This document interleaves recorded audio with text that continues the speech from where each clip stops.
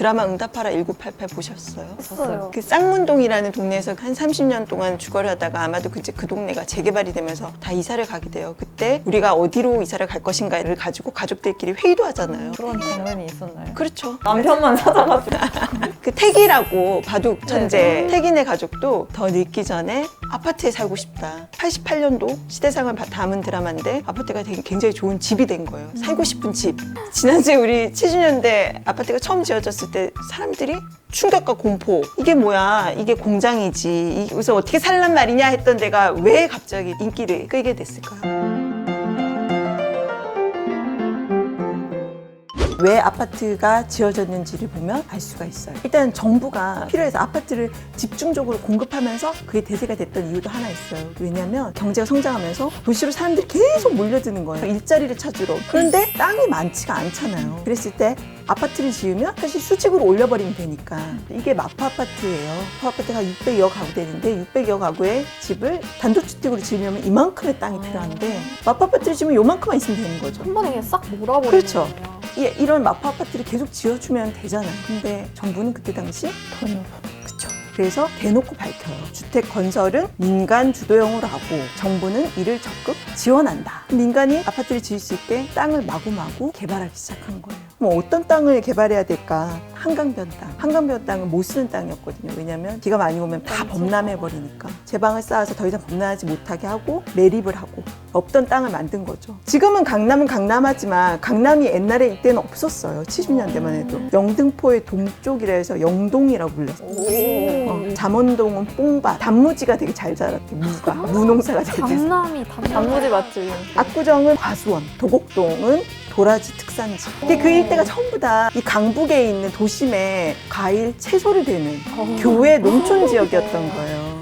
되게 유명한 사진이에요. 압구정 개발사 하면 딱 나오는. 이 압구정이에요? 앞에는 밭을 갈고 있고 뒤에는 압구정 현대아파트. 이게 1975년도에 지어졌어요. 이것뿐만 아니라 여의도, 뭐 한강 주변 반포장시 등등등등 강남 개발이 마구마구 시작된 거예요. 8, 90년대 들어서서는 완전 폭발의 시기. 10년 안에 주택 500만 채 걸린. 500만. 이때 지어진 아파트가 어디냐면 목동. 목동은 아시안게임 88 올림픽이랑 맞물려서 거기가 공항 근처잖아. 비행기가 내릴 때 벌판은 보기가 좋지 않다. 비닐하우스 촌은. 그래서 아파트를 쫙 지어서 대한민국은 잘 사는 나라군. 근데 이제 500만 채로 해도 또 모자라. 그래서 그 다음이 노태우 정권 때도 92년까지 주택 200만 호 건설. 이때 지어진 게 일산, 분당.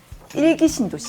여기 보면 신도시 선진 주거 문화 앞당긴다. 가구당 1주택 실현 가능한 꿈. 아직도 실현이 안 됐잖아요, 사실은.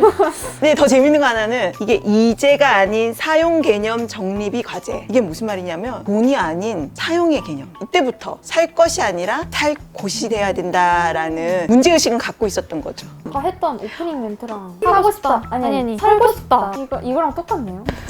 아직 해결되지 못했네. 아직도 미제예요. 30년째 미제 상태예요. 사실은 아파트를 이렇게 공급하더라도 안 살면 더 이상 공급을 하지 못했을 텐데 이렇게 피할 수 없는 수순까지 됐던 또 하나의 이유가 있어요. 뭔데요? 자동차. 1970년에 경부고속도로가 개통이 돼요. 전국이 일일 생활권. 뭘 타면? 자동차를 타면. 많아진 자동차만큼 뭐가 필요할까요? 주차할 공간. 그렇지, 주차장. 그때 당시 도로는 차를 위해서 만들었던 도로가 아니었던 거예요. 그냥 지나다녀야 되는 길이지 주차를 할 공간은 없었던 거죠. 근데 아파트는 주차장을 만들기 시작해요.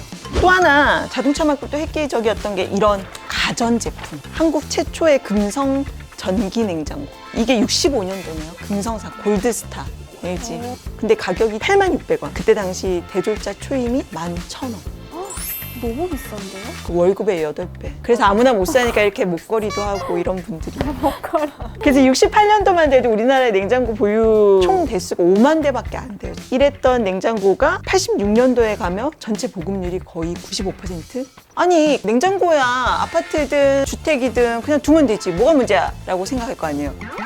냉장고를 키려면 뭐가 필요하죠? 전기. 그치. 없던 집에 갑자기 콘센트를 만들 수가 없잖아요. 그러려면 전기가 다 깔려야 되는데 이게 한강맨션이잖아요. 전신주 안 보이죠? 다 지중화, 바닥에 다 까는 거죠. 그렇지만 단지 밖은 전봇대를 놓고 전기줄을 끌어와서 전기를 공급해야 되는 그 외 서비스도 많아요. 놀이터. 아파트 단지 밖에 놀이터 본 적 있어요? 거의 못 본 것 같죠. 택배. 아파트 같은 경우에는 관리사무소에서 다 관리를 해주잖아요. 분리수거도 아파트 같은 경우는 일정한 요일에 나가서 다 이렇게 처리하면 되잖아요. 근데 단독주택 골목에다가 내다 놔야 돼요. 또 정화조 문제도 있어요. 생각해 본 적 없죠. 정화조가 뭐 하는 곳일까요?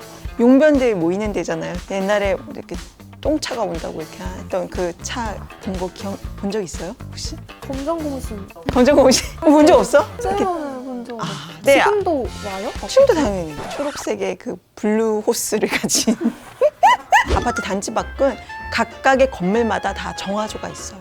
1년에 한 번씩 그거를 치워줘야 돼. 아니면 벌금 물어요. 그런데 아파트는 신경 써본 적이 없을 거야 아마. 그 이유가 아파트는 하수관이 바로 직결해서 밖으로 빼요. 그러니까 똥통이 없는 거, 정화조가 없는 거죠. 기자님은 혹시 어디에 사세요? 전 단독주택 살아요. 한이 좀 많아요. 그래서 아니 얼마 전에 고지서가 날랐는데 똥푸라고 저 연차 써도 될까요? 사유요? 살기 힘들어요. 아파트 단지 안은 최첨단으로 달려가죠. 그 밖은 너무 그대로인 거예요. 그래서 사실 이 격차를 좀 없애야 사람들이 더 아파트만 찾는 현상이 좀 줄지 않을까 이런 생각이 들기도 해요. 아파트의 주거 형태나 대한민국 건축에 대해서 궁금한 점이 있으신 분들은 여기 밑에 댓글로 달아주세요. 저희가 한은아 기자님께 대신 물어봐 드리도록 하겠습니다. 많이 달아주세요.